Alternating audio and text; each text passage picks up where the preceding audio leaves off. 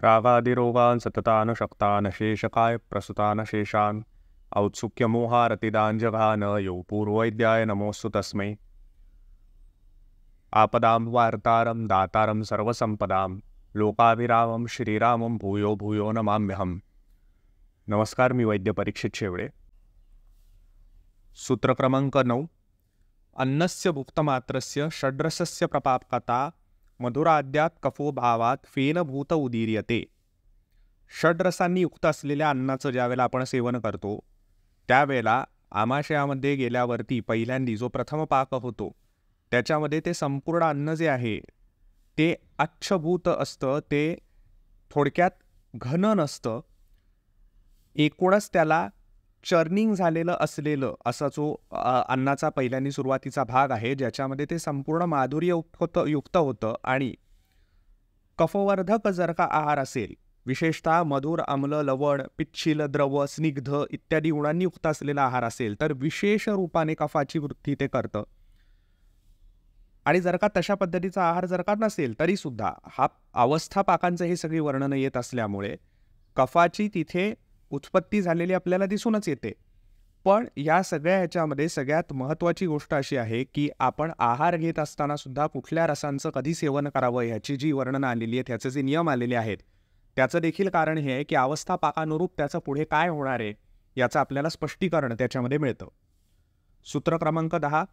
परंतु पच्यमानस्य विदग्धस्य अम्लभावता आशयात चव्वमानस्य पित्तमच्छमुदीर्यते।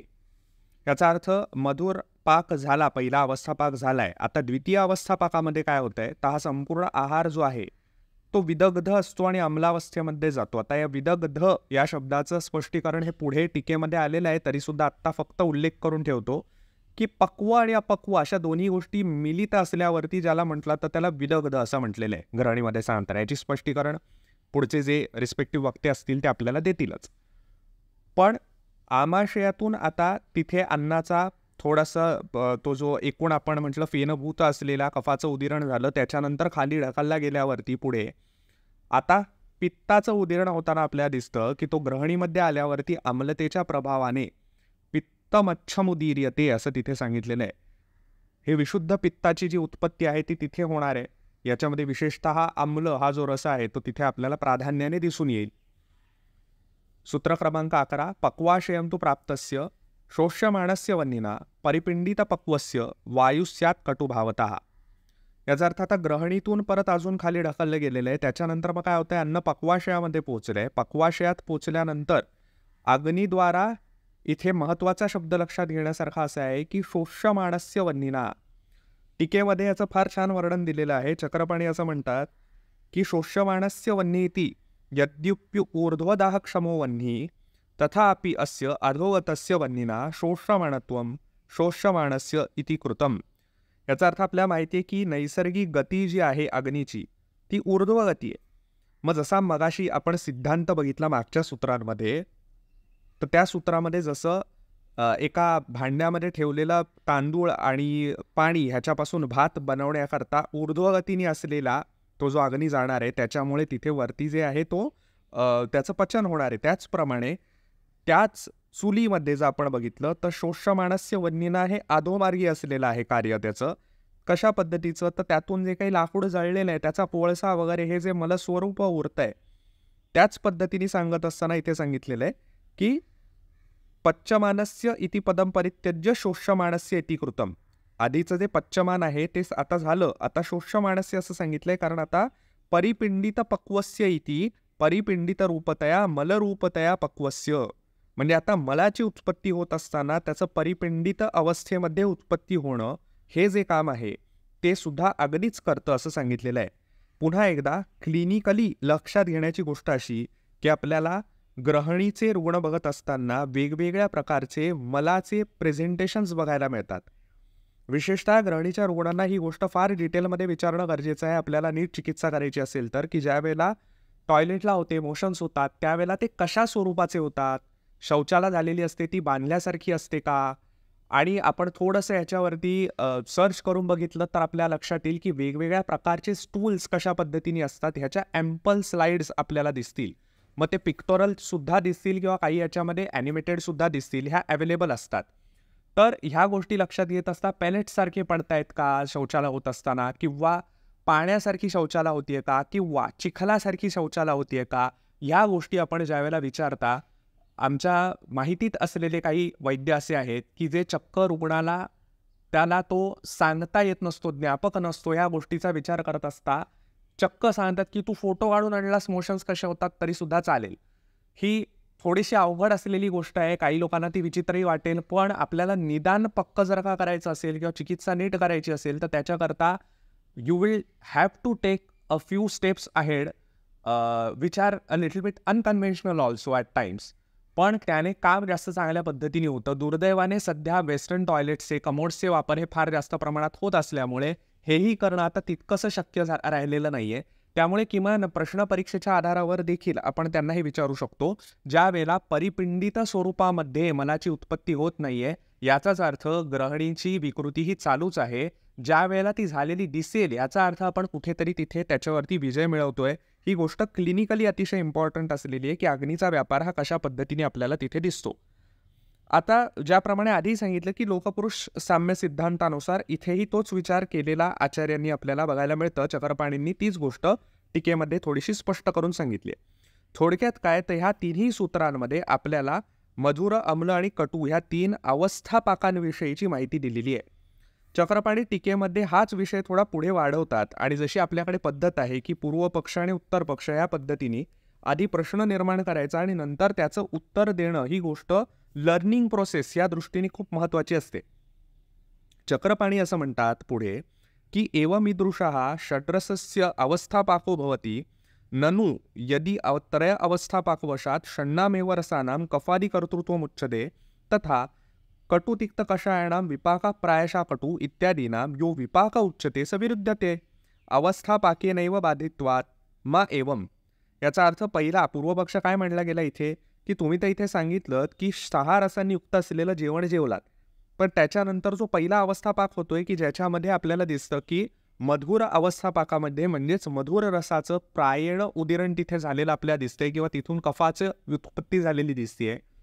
तर मग ही गोष्ट कशी काय, कारण तुम्ही विपाकाबद्दल तर म्हणतायत की कटू तिक्त कषायाणां विपाका प्रायशा कटू, कटू तिक्त आणि कषाय ह्या 3 रसांचा विपाक जो होतो तो बहुतांश वेळेला कटू होतो असं जर का तुम्ही म्हणताय, आणि आत्ता तुम्ही सांगताय की नाही सगळेच रस मधुर अवस्थेमध्ये जात आहेत, तर हे कसं काय. तर चक्रपाणी असं सांगतात याला कारण असं आहे की आम्ही जे सांगतोय इथे ते अवस्थापाकाबद्दल म्हणतोय, आम्ही विपाकाबद्दल सांगत नाही आहोत. ह्या 2 वेगळ्या असलेल्या गोष्टी आहेत. त्यामुळे अवस्थापाकातून या सगळ्यांनाच जायचंय. विपाक मात्र तो रसजनित असणारे अवस्थापाक हा स्थान महात्म्यानुसार असतो, ही गोष्ट महत्त्वाची आहे. त्यामुळे कुठलाही आहार घेतला तरी तो तिन्ही अवस्थापाकांमधूनच जाणार आहे. मात्र तो जात असताना महाभूतांच्या दृष्टीने जर विचार केला तर सगळ्यात सुरुवातीला जे महाभूत किंवा ज्या भूताग्नींची कार्य चालतील ती प्राधान्याने आपल्याला असं लक्षात येतं की पृथ्वी आणि आप ह्यांच्यावरती पहिल्यांदी कार्य होईल. त्याच्यानंतर जे असतं ते तेजाचं असतं आणि त्यानंतर जे उरतं ते वायू आणि आकाशाचं उरतं. आता हे सांगत असताना आपण थोडासा गायटन किंवा वेस्टर्न मेडिसिनच्या काही गोष्टींचा जर का आधार घेतला, फिजिओलॉजीचा आधार घेतला, तर हा थोडासा स्वाध्यायाचा विषय म्हणून मी तुमच्यावर सोपवतो. पण आपण जर नीट अभ्यास केला तर आपल्याला दिसतं की हे जे आपल्याकडे आयुर्वेदामध्ये सांगितलेलं आहे हे बहुतांश प्रमाणामध्ये त्याच पद्धतीने होताना दिसत असल्याचं मॉडर्न फिजिओलॉजी सुद्धा सांगते. थोडंसं त्याच्यामध्ये सविस्तर आपण जर का वाचन केलं तर हा विषय मी काय बोलतोय हे आपल्याला स्पष्ट होईल. विस्तार भयास्तव तो मी इथे अजून वाढवत बसत नाही. तर सांगण्याचा मुद्दा हा की अवस्थापाक आणि विपाक ह्या दोन्ही गोष्टी या वेगवेगळ्या आहेत. महत्त्वाची गोष्ट ही आहे की जो काही आहार आपण घेत असतो तर त्याच्यामध्ये काय सांगितलेलं आहे की त्याच्यात प्राधान्याने जर का कफकारक असलेले रस असतील तर मधुर अवस्थापाकामध्ये जी कफाची उत्पत्ती होईल ती तुलनेमध्ये जास्त होईल. पण जर मधुर अम्ल लवण रस हे फार जास्त प्रमाणामध्ये नसतील तर ती वृद्धी तशा पद्धतीने तितक्या मोठ्या प्रमाणामध्ये होणार नाही.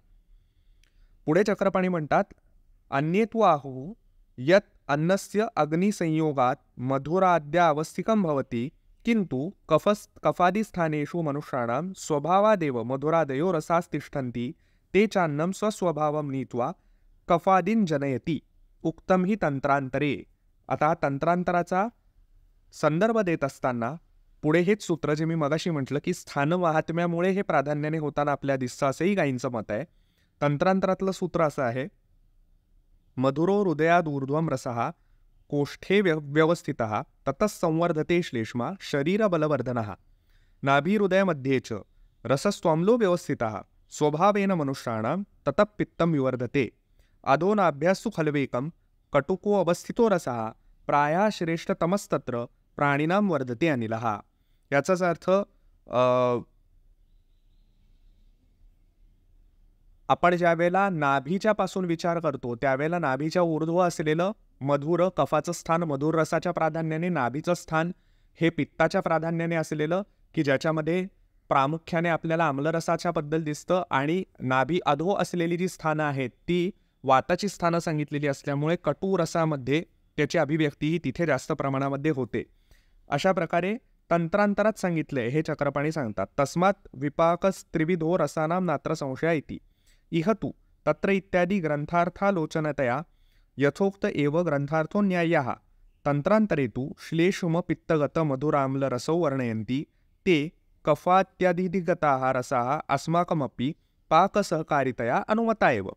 याचा अर्थ दोषांच्या दृष्टीने जसं मी आत्ता स्पष्ट करून सांगितलं की तंत्रांतरामध्ये रसांना अधिकरण मानून जे वर्णन केलं गेलेलं आहे ते आपल्याकडे दोषांना अधिकरण मानून आपल्याहीकडे मान्यता त्याला दिलेली आहे.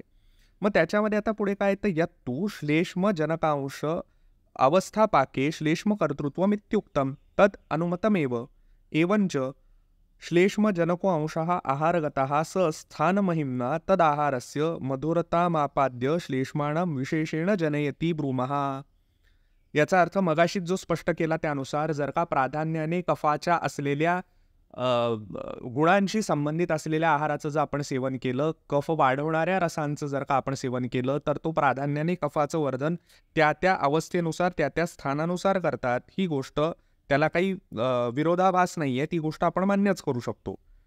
पण सगळ्यात महत्त्वाची गोष्ट अशी आहे की यत्तु अनेन अवस्थापाकेन कफपित्तयोः उदीरणमात्रं क्रियते न तु वृद्धिः. वृद्धिः निष्ठापाके एव भवतीति वदन्ति तद् उपपत्तिशून्यं भाति. किंच अवस्थापाकात् कफपित्तयोः वृद्धिः तथा निष्ठापाकाच्च मलरूपतया उत्पाद इति उक्तं पश्यामः.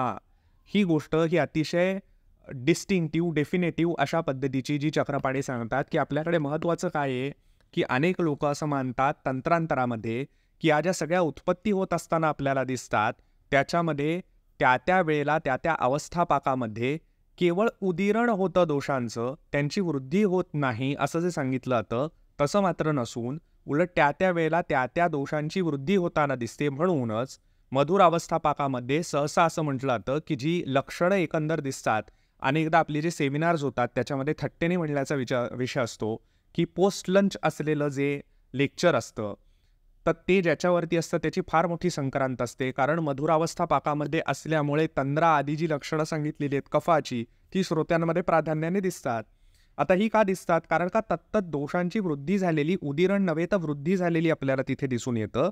आणि त्याचप्रमाणे निष्ठापाकात याचा अर्थ विपाकात मात्र मलरूपतया उत्पाद, मलरूपाने त्या त्या दोषांची उत्पत्ती होताना आपल्याला दिसते. ही गोष्ट आचार्य चक्रपाणी इथे स्पष्ट करून सांगतात.